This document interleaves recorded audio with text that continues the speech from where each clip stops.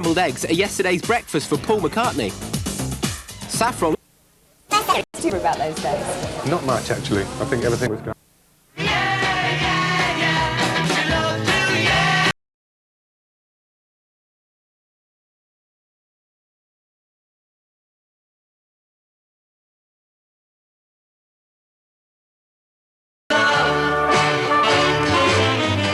Paul McCartney in 15 seconds. He was once a Beatle. They were the most famous group ever. Eventually they split up. He married Linda. They sang about the man of Kintyre. He's worth an absolute fortune, and he spoke to the ozone. Paul McCartney, do you ever get fed up with being asked about the Beatles? No, not really. Good. I can ask you this then. Yeah. Is it true that there's talk of a reunion concert? Yeah, for years people have been asking me, are you going to get together again? And we've always said, well, no, we can't, now that John isn't here, it's impossible. But they're doing a 10-part TV series on the career of the Beatles, and we get a chance to tell it from our side, George, Ringo and myself. So we've got involved with that, and we're working together on that. And what happened was there's a chance that we might be asked to do like a little bit of background music or something for it. So we talked amongst ourselves and said, well, we'd get together for that. It'd be a bit of fun. So when somebody recently asked me if the Beatles are ever getting back together again, I foolishly sort of said, well, we are getting back together for that little bit of music. So I suppose, to some people that constitutes a reunion. It's not really, but we will be working together. But I don't think it's a big, we're certainly not relaunching the Beatles or anything. She said so. I'm in love with her and I feel fine. I often find myself humming a tune in my head. Do you ever find yourself humming the tune and then thinking, well, I wonder if somebody else has already written this? Well, that was exactly what happened with yesterday, yeah. I woke up with it and thought, well, it sounds good, but it must be someone else's song, because I couldn't have just dreamed it, could I? But I had a piano nearby, so I just learned it to make sure I knew how it went.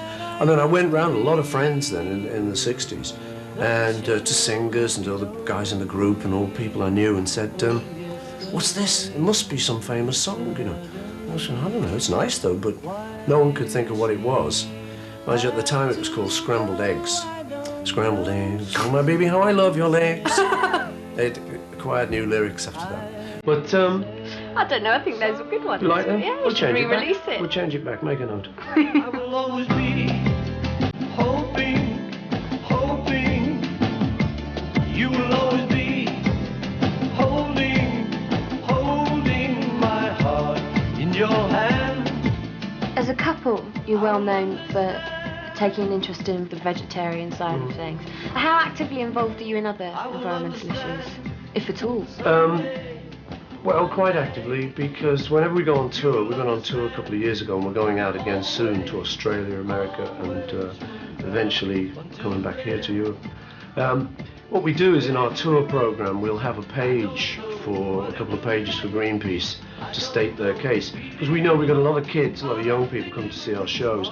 And it may amount to, say, 2 million people, as it did on the last tour. So we can get them to read an article about Greenpeace or Friends of the Earth, as we particularly did last time. And this time we're doing both of those two people in the program, and an American thing called PETA, P-E-T-A, People for the Ethical Treatment of Animals, who look after animal rights, and the point is there's nobody looking after animal rights. The animals can't talk. There's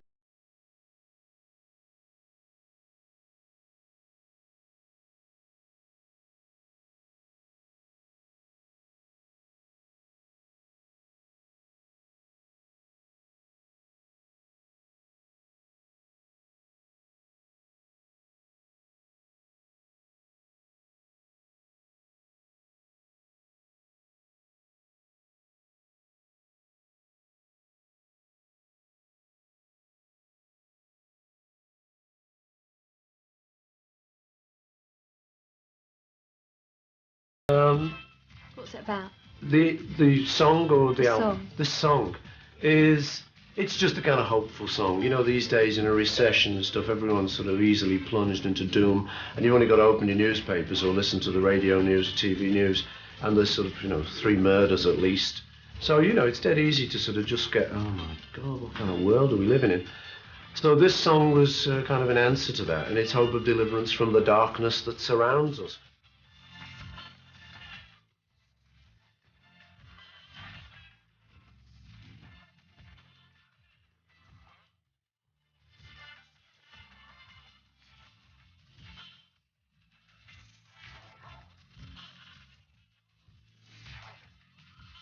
So Paul McCartney, what is it like being so famous?